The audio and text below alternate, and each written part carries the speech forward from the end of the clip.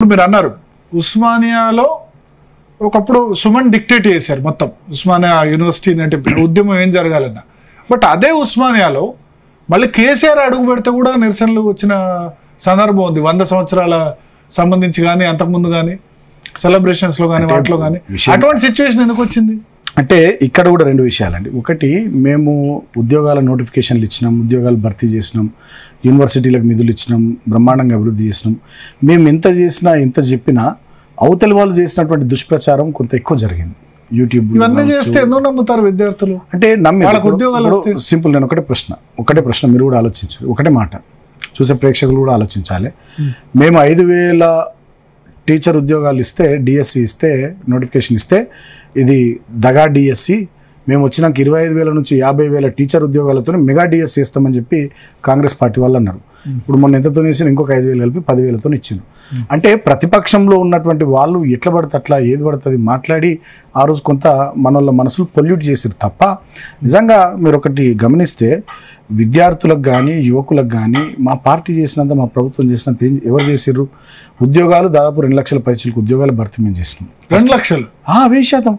అరే కేటీఆర్ గారు శ్వేతపత్రం 1,30,000 కదా అప్పుడు? లేదండి, అరే 1,30,000 కూడా కాంట్రాక్ట్ ఇవన్నీ కలిపేసారు. నా మాటేనండి.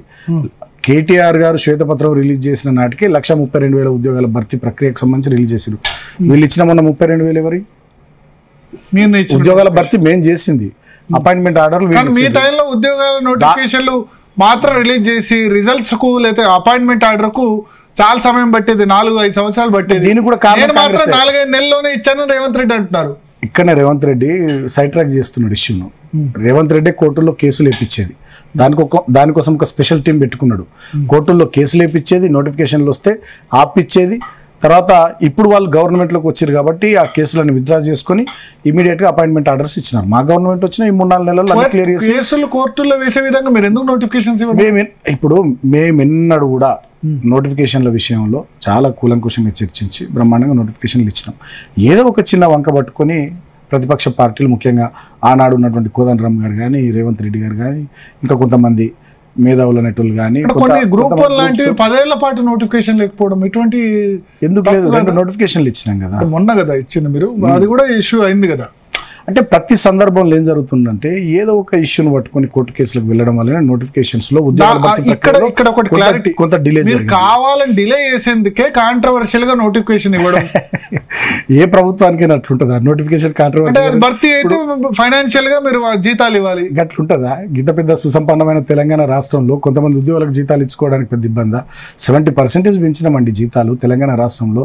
భారతదేశంలో ఏ రాష్ట్రంలో లేని సాలరీస్ ఇవాళ తెలంగాణ ఉద్యోగులు పోస్టల్ బ్యాలెట్ లో అన్ని చోట్ల మైనస్, ఇంక్లూడింగ్ నేనేమంటున్నా, చెన్నూరులో నాకు 211 వస్తే ఆయనకు 1000 వచ్చినాయి కాంగ్రెస్, అది వేరే విషయం. మరి ఉద్యోగులు ఎంత అందుకంత జీతాలు మీరు అన్నట్టు ఎస్ ఫస్ట్ టైం 43%, మొన్న 30%, 73% పెంచారు. అయినా ఉద్యోగులు ఎందుకు వ్యతిరేకంగా ఓటేశారు? ఏమో కదా మరి, అప్పుడు కూడా ఓటేశారు, ఇప్పుడే కాదు 2018లో కూడా ఓటేశారు. అంటే పూర్తి స్థాయిలో ఎన్మాస్గా ఉద్యోగులంతా మాకు వ్యతిరేకంగా ఓటేశారని నేను అనుకోను. కాకపోతే కొన్ని మీరు అన్నట్టు 1,200 అంటే ఓటేసినట్టే కదా. నేనేమంటున్నా, చాలా చోట్ల అట్లా జరగలేదు, కొన్ని నియోజకవర్గాల్లో అట్లా జరిగింది. సో ఉద్యోగులంతా మాకు వ్యతిరేకంగా ఉండుంటే మీరు గమనించాలి, వాణిదేవి గారు హైదరాబాద్ గ్రాడ్యుయేట్స్ ఎమ్మెల్సీ, వారు గెలిచేవారు కాదు. పల్లా రాజేశ్వర రెడ్డి గారు వరంగల్ పట్టభద్రుల నియోజకవర్గం నుంచి వారు కూడా గెలిచేవారు. అక్కడ మీకు వచ్చిన ఓటింగ్ 30%. ఓటు ఇప్పుడు వాణిదేవి విషయంలో ప్రొఫెసర్ నాగేశ్వరు, ఎన్ రామచంద్రరావు, ఇక్కడ కాంగ్రెస్ చిన్నారెడ్డి, వీళ్ళందరూ ఓట్లు చీలిపోయి వచ్చింది 30% టీఆర్ఎస్ కు. పల్లారాజేశ్వర రెడ్డి విషయంలో కూడా రాణి రుద్రమ, ఇంతమంది జయసారథి రెడ్డి, ఇంతమంది వేయడం వల్ల ఓట్లు చీలి మీరు గెలిచారు తప్ప మీకేం మొత్తానికి ఉద్యోగులు మాకు ఓట్లు వేయలేరంటారు. ఆ రోజు వేసుంటారు, కానీ మీ ఓటింగ్ పర్సెంటేజ్ నేనేమంటున్నా 2018లో 47% ఓటింగ్ పర్సెంటేజ్, గ్రాడ్యుయేట్ కి వచ్చేసరికి 30% పడిపోయింది. అంటే నేనేమంటున్నా, ఎప్పుడే కానీ కొన్ని సందర్భాల్లో అందరూ కోరుకున్నట్టుగా అన్ని చేయడం సాధ్యం కాదు. కొంతమంది కొన్ని నచ్చచ్చు, కొన్ని నచ్చకపోవచ్చు, దానివల్ల డిఫరెంట్ ఒపీనియన్స్ జనరేట్ అవుతుండొచ్చు. అత్యంత సన్నిహితులు కేసీఆర్, కేటీఆర్ ఎప్పుడు కూడా ఈ దృష్టి తీసుకోపోలేదా? విద్యార్థుల్లో అసంతృప్తి ఉంది, ఉస్మానియా యూనివర్సిటీలో అసంతృప్తి ఉంది, ఈ విషయం దగ్గర తీసుకెళ్లేదా?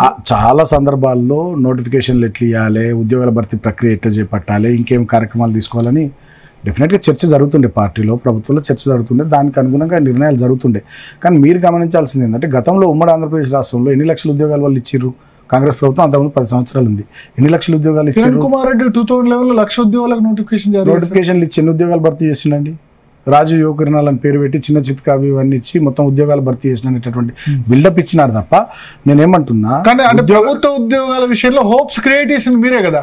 అంటే ప్రభుత్వ ఉద్యోగాల విషయంలో హోప్స్ క్రియేట్ చేసింది మేమే అనడం కంటే తెలంగాణ ఉద్యమ ట్యాగ్ లైనే తెలంగాణ వస్తే ఇంటికో ఉద్యోగం వస్తుంది. తప్పు తప్పు తప్పు ఎన్నడూ మేము మాట్లాడలే, ఆన్ రికార్డ్ చెప్తున్నా, ఎన్నడూ మేము మాట్లాడలే. ఇంటికో పాయింట్ తీసుకొని కేసీఆర్ అన్నది ఇంటికో ఉద్యోగం అన్నది పాయింట్ తీసుకొని అయితే సర్క్యులేట్ అవుతుంది. ఆ డిండి మేనిఫెస్టోలో పెట్టలేదు.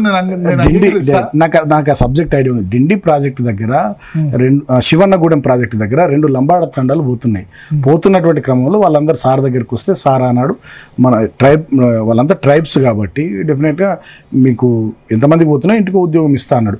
దాన్ని ముందుది వెనకాదంతా కట్ చేసి కేసీఆర్ తెలంగాణలో ఇంటికో ఉద్యోగం ఇస్తా అన్నాడు అని చెప్పి వారి మీద దుష్ప్రచారం చేసిరు తప్ప నిజంగా మేము ఉద్యోగాల భర్తీ ప్రక్రియలో ప్రభుత్వ రంగంలో ఒక రాష్ట్ర ప్రభుత్వం ఎంత చేయాలి అంత మేరకు భర్తీ ప్రక్రియ చేసినాం. ప్రైవేట్ రంగంలో కూడా మీరు గమనిస్తే ఇన్ఫర్మేషన్ టెక్నాలజీ సెక్టార్లో విపరీతమైనటువంటి పెరుగుదల వచ్చి TSIPAS లాంటి సింగిల్ విండో ఇండస్ట్రియల్ పాలసీ తీసుకొచ్చి పెద్ద ఎత్తున ఇన్వెస్ట్మెంట్స్ని తెలంగాణకు వచ్చేటట్టు చేయడం ద్వారా ప్రైవేట్ రంగంలో కూడా చాలా పెద్ద ఎత్తున ఉద్యోగాలు వచ్చినాయి. మరి వాటిని ఎందుకు చూస్తలేరో మన వాళ్ళు అర్థమవుతుంది నాకు. అంటే వీళ్ళకు మీరు చెప్పినట్టు నిజంగా జరిగితే విద్యార్థులు ఎన్మాస్గా ఎందుకు ఓటేయాలి? యూత్ ఎందుకు ఎన్మాస్గా టీఆర్ఎస్ ఓటేసింది అంటే నేను ఒక సెక్షన్ వ్యతిరేకంగా పూర్తిగా ఒక పార్టీకి వ్యతిరేకంగా ఓటేస్తాను నేను అనుకోను. అట్లుండదు. అట్లుంటే మాకు ఇస్తాయి సీట్లు కూడా రావు. మరి మాకు 10 సీట్ల కంటే 60+ కదా కాదు.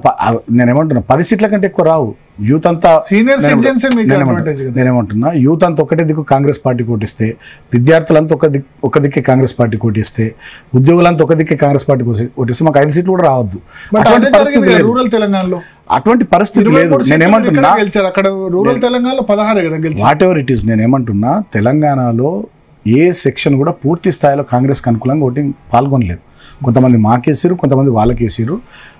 మేజర్గా నేను అనుకోవడం కొంత కాంగ్రెస్ పార్టీ ఇచ్చినటువంటి హామీలు కానీ, మరి గ్యారంటీ కార్డులని ఎమ్మెల్యే అభ్యర్థులంతా సంతకాలు పెట్టి ఇంటింటికి పంచడం కానీ, 10 సంవత్సరాల మా పాలన కానీ, దానివల్ల కొంత అడిగి మొగ్గు చూపారు. మళ్ళీ ఉస్మానియాలో బాలక సుమన్ కానీ కేసీఆర్ కానీ అడుగు పెట్టే పరిస్థితి వస్తుందా? డెఫినెట్గా పెడతాం. ఎందుకు